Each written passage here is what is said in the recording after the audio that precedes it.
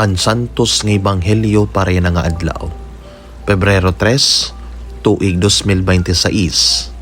Martes, han ikaupat nga simana han katuigan ug kapiestahan ni San Blas, Obispo. Kinuha tikang kan San Mateo, Kapitulo 5, versikulo 21, nga dayton 43. Binalik kay Jesus ngadto hatabukan lanaw, nag-alarong haiya imdamo nga mga tao didto haligid han lanaw. Dinao pa iya Jairo, usa nga tinapuran ng sinagoga. Pakita niya kan Jesus hinapahiyangan duro an iya pakimaluoy haiya hinpagsiring. Masakit hinduro an akon anak nga babayihay. Kadto agod nga ipadapat nimo kamot haiya basi maupahiya ngan diri mamatay. Kanino po Jesus sa iya? Damo liwat nga mga tao ang binunyog kan Jesus ngan ginda na isog hiyahan mga tao. May ada babayi nga makalilisang na ang ginaan tungos hinduro nga pagdinuguoy haiya hindo sila katuig. Bisan kun damo na in nagtambal haiya, naubos na iya kwarta kundi wara hiya mag-upay. Nagtikadugang lalugod aniya sakit. Nasumatan niya may tungod kan Jesus. Sangdit, nagpiritiyahin pag-ampo han kadaman ngan pinaluya kan Jesus. Nasiring hiya haiya ngahaw. Kun makakaputla ako bisan lahan iya bado, mauupay gud ako. Kinaptan niya ang bado ni Jesus ngan inukoy dayon ang pagdinuguoy haiya. Inabat niya nga maupay na hiya haniya sakit. Nakasabot dayon ni Jesus nga ginawa sa iya ingahom. Liningi iyahin pagkita han kadaman nga mga tawo nga nagpakiana. Kinuy nagkapot ha akon bado. Nagbato na niya mga tinunan. Nakita ka nga ginlilibutan kahan mga tawo. Kay ano nga nagpapakayana ka paman. Kung di ginusi sa good ni Jesus kung hinuan kinapot ha iya bado. Nakasabutan babayi hanay nabuha iya. Sangdit, di naopiya ka ni Jesus nga nangungurog hin kahadlok. Hinapahiya tubangan ni Jesus nga nagsumathan bugos nga kamatuoran.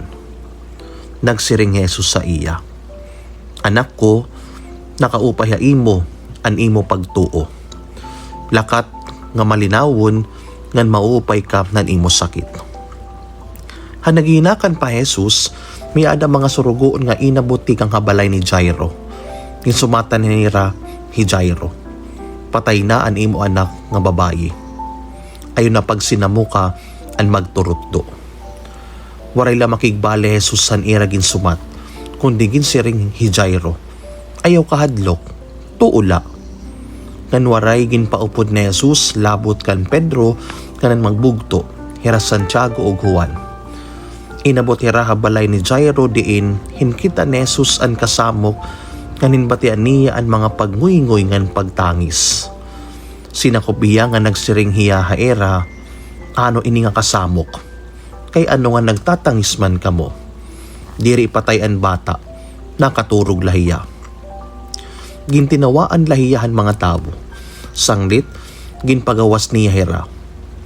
Pinaupod Jesus an amay kanan iroy han bata kanan niya tulong ang mga tinunan kan kinadtoy ra sulod. Di nahigdaan bata. Kinaptan ni Jesus an kamuthan bata ngan sidngon, "Talitakum, kun haaton pa babayihay, pinabubuhat ko ikaw." Binuhat dayon an bata nga nagtikang hinpaglakat. 12 na an edadhan bata. Dako gud nira pag hipausa hininga na hinabo, kundi gindid-an nira ni Jesus hinpagsumat hinbisan kan kanay nga nagsiring hiya tagihiya hinpagkaon.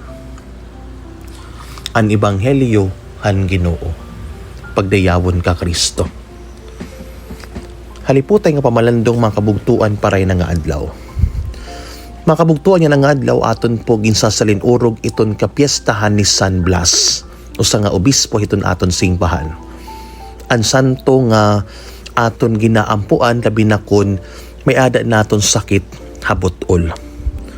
Kanini nga piyesta ay nagpapainomdom liwat ha aton nga Jesus amo an ungod nga magtarambal diri lahabot-ol kundi ang katambalan hanbugos naton nga kinabuhi. Dili ba kung masakit iton aton budol, dili kita makapag-istorya, dili kita makaganta, dili kita makapag-ampuhin maupay. Pero mas grabe pa kung ang kalooban naton iton masakit. Iton aton kasing-kasing, aton kalag, aton paglaom. Kanina ni Ebanghelyo may ada duduhang healing stories nga aton ni batian. Siyahan ang babae nga 12 years na nga nagiinan tuson dara niya sakit. Ikaduha, ang anak ni Jairo nga ginuhuna-hunaan nga patay na. Duha nga butang makabugtuan pariton aton pamalandong. Siyahan, healing begins when we reach out in faith. Makabugtuan ang babae nga 12 na katuig nga gindi dinugo in naubos nan iya kwarta. Damo ang nagtambal pero waray hiya kaupay. Pero may ada niya ginbuhat nga very striking. Siniring hiya, kung makakakaputla ako bisan han iya bado, mauupay gud ako. And indeed, pagkaput niya, naupay hiya largo. Yung si makabugtuan, mupay po ini nga painomdom haaton nga tanan. Kabisan kung maluyan na aton lawas, kung maluyan na aton self-esteem, pwede lagap kita maghimo hinpaagihin pagdaop kan Jesus, base ko maput kita haiya nga punuhin pagtuo. Nga siguro sugad naman kita han babae nga masakit. Masakit kita hin maiya na naman nga panahon darahiton trauma, iton aton guilt, iton aton mga worries sa kinabuhi, mga discouragement, mga broken relationships. Pero yan nga adlaw, ginsusumatan kita ni Jesus. Ayaw kawarayihin paglaom, kapot haakon. Salit mapakaya na kita mga kabugtuan.